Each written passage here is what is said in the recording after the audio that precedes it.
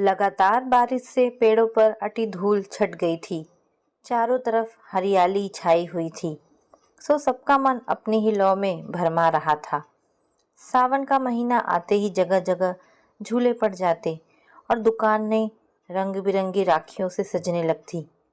पर आरती के मन में टीस उठती। वह हर बार राखी खरीदती और राखी पूनों के दिन मन महसूस कर अपने रबड़ के गुड्डे को राखी बांध देती। उसकी आंखें भर आती। पल्लू से आंखें पोंछते हुए बुदबुदा उठती। तुम नहीं माने सुमित, मैं तुम्हें कैसे मनाऊं। फिर बचपन के दिन उसकी आंखों के आगे नाच उठे। वह एक बार रूठ गया था, पर जल्दी ही मान गया था। हुआ यूं था कि उसे जन्मदिन पर गिफ्ट में एक प्यारी सी गुड़िया मिली थी।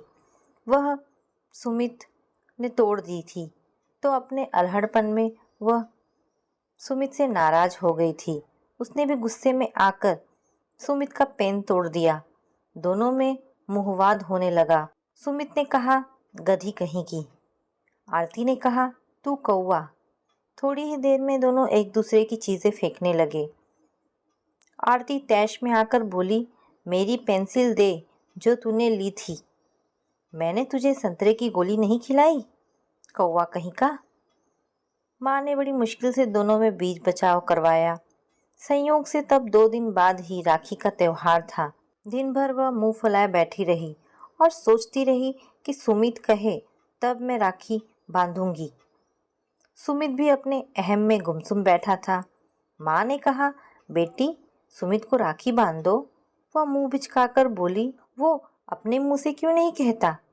माँ ने समझाते हुए कहा था, देख आज के दिन बहन खुद आगे बढ़कर तिलक करती है। कल ससुराल चली जाएगी, तब घंटों इंतजार करेगी भैया का। तब की तब देखूंगी। कहते हुए वह कमरे में भाग गई।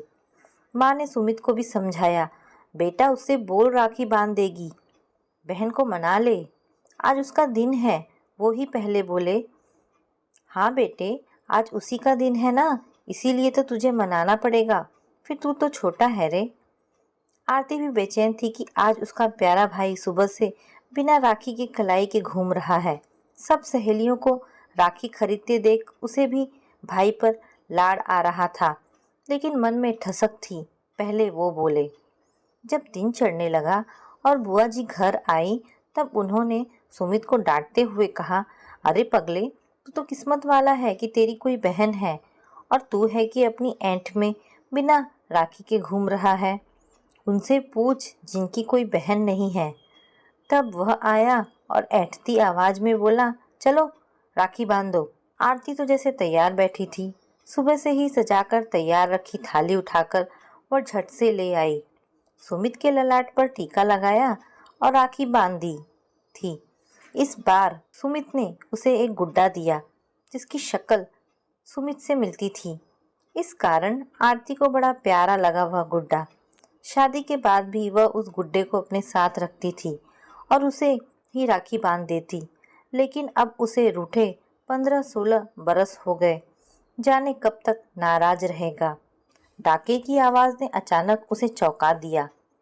लिफाफे पर प्रेषक का नाम देखकर जैसे वह आसमान में उड़ने लगी। आज वर्षों बाद उसे अपने भाई की चिट्ठी मिली। ढलती बयार में मानो उसे नई जिंदगी मिल गई हो। धड़कते दिल से उसने उसे जल्दी खोल डाला और एक ही सांस में पढ़ लिया, वह इस बार राखी को आएगा। आरती हिसाब लगाने लगी। आज 11 है, बीच में 12, 13, 14 और पूनों को तो राखी है। फिर वह चिट्ठी को उलट पुलट कर देखने लगी और जांच करने लगी कि कितनी तारीख को चिट्ठी लिखी गई, डाक की मुहर कितनी तारीख की लगी है और कितने दिन बाद उसके पास पहुंची है। लेकिन डाक खाने वाले आजकल ठीक से सील भी कहाँ लगाते हैं। वह अतीत में उतरती चली गई। घर में दोनों भाई बहन और अम्मा बाबूजी 4 लोगों का सुखी परिवार था। अचानक माँ का स्वर्गवास हो गया तो घर में सन्नाटा पसर गया। वैसे तो वह अपने भाई से 3 बरस बड़ी थी, पर अम्मा की मृत्यु के बाद तो जैसे छोटा सा सुमित ही उसकी माँ और उसका दोस्त बन गया था। आरती का ब्याह उसी ने तय किया तो शादी का जिम्मा भी पिताजी ने सुमित पर ही डाल दिया। उसने भी उसे बखूबी निभाया। आरती की शादी के समय विदाई करते वक्त युवा हो चुके सुमित ने छलछलाई आंखों से इतना ही कहा था, मैंने अपनी तरफ से खूब अच्छा घर और वर दोनों ढूंढे हैं, इससे ज़्यादा अच्छा मैं नहीं कर सकता था। आरती भौकारा मार के रो उठी तो सुमित ने उसे समझाया था, पति राजीव बाबू के यहाँ खेती किसानी होती थी। ससुर 3 भाई थे और अच्छी खासी जमीन थी। वे अच्छे रसूखदारों में से थे। गांव में उनका दबदबा था। चौपाल पर उनकी ही बैठक जमती। पूरा गांव उनका कहना मानता था। धीरे धीरे चाचा ताऊ अलग हुए तो जमीन के भी टुकड़े हो गए।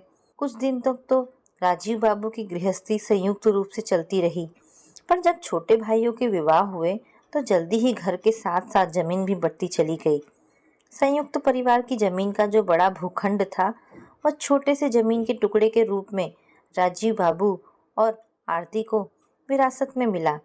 अपने हर काम में आरती से सलाह लेने वाला सुमित न जाने कब समझदारी की सीढ़ियां चढ़ता चला गया। इसका एहसास आरती को तब हुआ जब पहले उसका आना और बाद में आरती को बुलाना कम हुआ।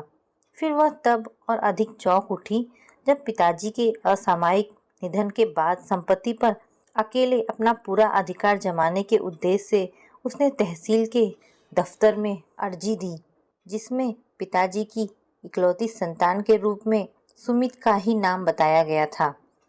वो तो आरती की ससुराल के मोहल्ले का ही लड़का तहसील में नौकरी करता था। वह सुमित को खूब पहचानता था। उसने ही आकर आरती को बताया कि सुमित अकेली संतान का दावा कर संपत्ति अपने नाम करवा रहा है। आरती के ससुराल में जेठानी देवरानी में कानाफूसी होने लगी। शायद आरती माँ जाई बहन नहीं है, तभी तो उसका नाम बाप की संपत्ति में नहीं है। क्या पता कहीं से गोद ली हो। चौपाल पर चर्चा चल रही थी कि आरती सुमित की सगी बहन नहीं है। कहीं यह अवैध संतान तो नहीं है। राजीव के कानों में यह खबर पड़ी, लेकिन उन्होंने आरती को नहीं बताया। मोहल्ले के एक घर में रक्कस दिया जाना था। गांव के भटवरिया मंदिर में सभी महिलाएं इकट्ठी थी। सब में कानाफूसी हो रही थी कि आरती किसी का पाप है। बाप के जिंदा रहते तो कभी भनक नहीं लगी और अब पोल खुली है। वह घर आई तो जेठानी ताने मारते हुए बोली, कौन जाने सड़क से उठा लाए होंगे। तभी एक और आवाज आई, हो सकता है दूसरी मेहतारी से जनी हो। मेहतारी पेट से हो गई होगी, सो बाप को अपनाना पड़ो होगो। उसे तो समझ ही नहीं आ रहा था कि यह चर्चा क्यों चल रही है। सब उसे अजीब सी निगाह से क्यों देख रहे हैं। सबका व्यवहार उसके साथ परिवर्तित क्यों हो गया। उसने अपने पति राजीव बाबू से पूछा। पहले तो उन्होंने बात टालने की कोशिश की, पर जब वह नहीं मानी तो उन्होंने पूरी बात बता दी। उसे काटो तो खून नहीं। उसे यह जानकर बड़ा दुख हुआ। वह सोच रही थी सुमित उसका नाम लिख देता और उससे स्वीकृति ले लेता तो क्या वह मना करती। आखिर है तो सब उसका ही। मुझे जायदाद में से कुछ नहीं चाहिए। लेकिन ये तो सरासर धोखा है। क्या मैं अपने पिता की संतान नहीं? मैं तो वैसे भी संपत्ति के कागजों पर साइन कर देती। ऐसे तो उसने जीते जी मार डाला। उसने सुमित से बात की, लेकिन परिणाम सिफर ही रहा। जायदाद ने उसके दिल दिमाग को कुंठित कर दिया था। रिश्तों को दीमक चाट गई थी। संबंधों के घाव से मवाद रिस रहा था। आरती भी आवेश में आ गई। उसने अपने पति के सहयोग से कोर्ट में दावा पेश कर दिया। आखिर वह अपने अधिकार को कैसे छोड़ सकती थी। जायदाद उसे नहीं चाहिए थी, लेकिन पिता के नाम की पहचान भी उससे छीन ली जाए, यह उससे कतई सहन नहीं था। कोर्ट का फैसला हुआ। संपत्ति में उसे भी हिस्सा मिल गया। उसे आज भी अच्छी तरह याद है, जिस दिन कोर्ट का फैसला हुआ था उस दिन सुमित ने कहा था, रिश्तों के सारे बंधन आज टूट गए। सुनकर आरती अवाक रह गई। उसने गिड़गिड़ाकर रोते हुए सुमित से कहा था, मेरे भैया सब तुम्हारा है। मुझे जमीन नहीं चाहिए। मैं तो पिता की संतान बनना चाहती थी।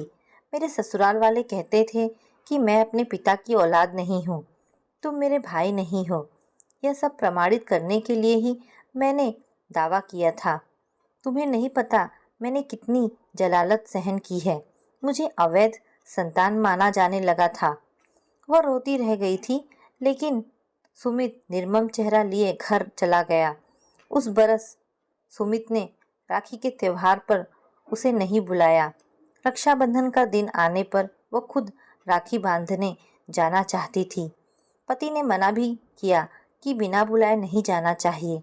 तब आरती बोली थी, आज ही का तो दिन ऐसा है जिसमें बहन बिना बुलाए भाई के घर जा सकती है। आरती स्नेह भाव के साथ सुमित के घर पहुंची।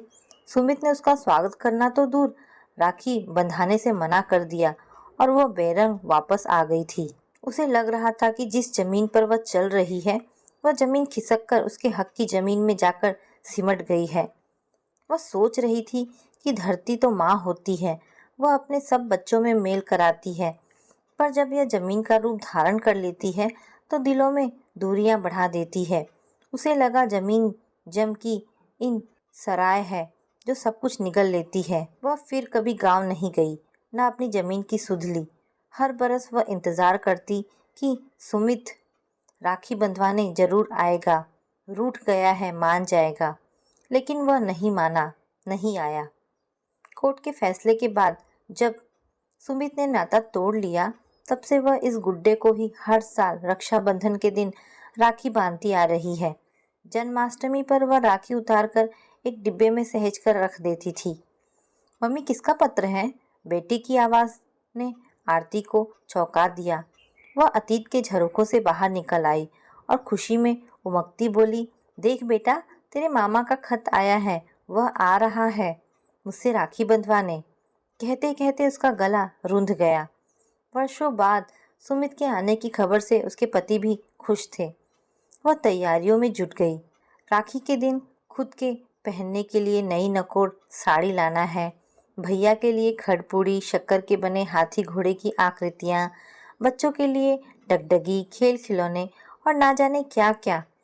आरती की लंबी चौड़ी लिस्ट तैयार हो गई।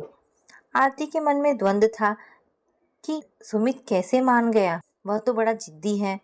मैंने तो सदा ही अपने भाई को माना है, उसकी लंबी उम्र की प्रार्थना की है। जिस जमीन की गांठ वह बांधे बैठा था, उसे मैंने कभी अपना माना ही नहीं। उसे याद आया, उसके पेट में पथरी का दर्द उठा था। डॉक्टर ने ऑपरेशन करवाने की सलाह दी। हाथ में पैसे नहीं थे। सबने दबाव डाला कि भैया वाली जमीन बेच दो, लेकिन वह टस से मस नहीं हुई। उसका दृढ़ निश्चय था कि जो मेरा नहीं है उसे मैं कैसे बेच सकती हूँ।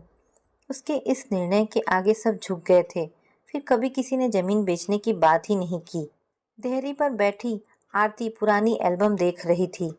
उस समय के ब्लैक एंड वाइट फोटो में भी भैया का चेहरा दमकता दिखाई दे रहा था। एक फोटो में भैया की बेटी गुड़िया भी बैठी थी। वह सोचने लगी, अब तो गुड़िया युवा हो गई होगी। वह उंगलियों पर गिनने लगी कि 18-19 साल की हो गई होगी गुड़िया। उधर सुमित के मन में भी द्वंद्व था कि बहन मानेगी या नहीं, मुझे माफ कर देगी या नहीं। अब तो वह बुढ़ा गई होगी। कैसी लग रही होगी मेरी बहन। मेरे भी तो बाल सफ़ेद हो गए हैं। मैं क्या कहूँगा जाकर, कैसे मनाऊँगा। उसे पकी हुई गुजिया पसंद है, वही लेकर जाऊँगा। वह नहीं मानेगी तो पैरों पर लौट जाऊँगा।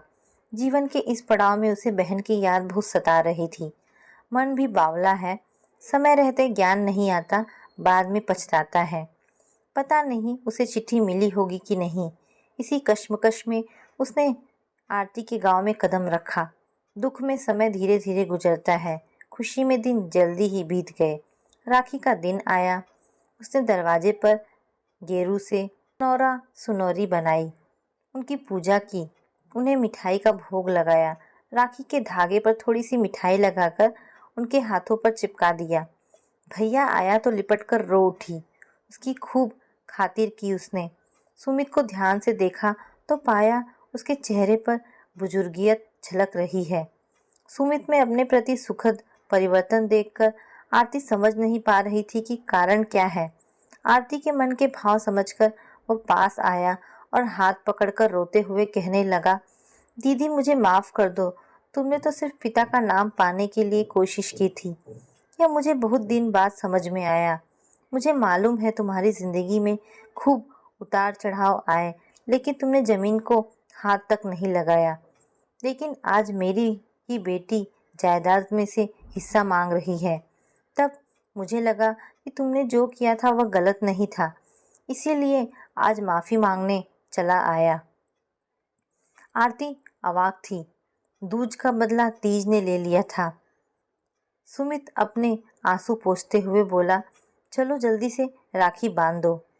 आरती को महसूस हुआ छुटपन में जब उसने कहा था चलो राखी बांध दो, और आज के चलो जल्दी से राखी बांध दो, दोनों वाक्यों में अंतर है। आज शब्दों में अनुनय है, क्षमा की याचना है, प्यार भरा निवेदन है, छोटे होने का हठ है, जबकि पहले शब्दों में, वाक्यों में, हर क्रिया प्रतिक्रिया में अभिमान भरा था। आरती ने कहा, पहले हाथ मुंह धोकर खाना तो खा लो। वह हाथ पकड़कर पटे तक ले गई, अपने हाथों से थाली परोसकर लाई और उसे भोजन कराने लगी। इसी बीच उसने घर परिवार का पूरा ब्यौरा ले लिया, अपने घर के भी किस्से सुनाए। उसकी आवाज में अजब सा उत्साह था।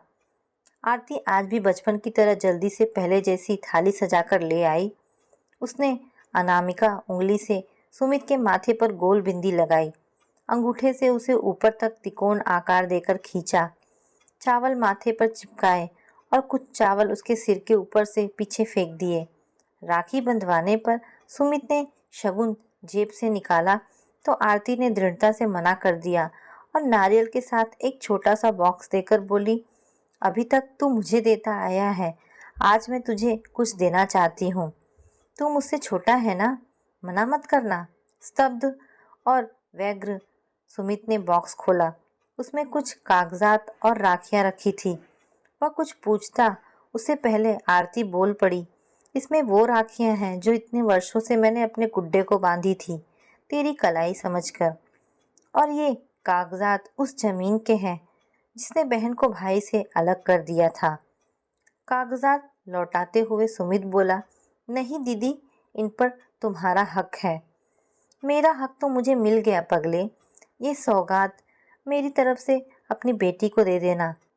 कहते कहते आरती सुमित के गले लिपटकर रो पड़ी। तो दोस्तों, ये कहानी यहाँ पर समाप्त होती है।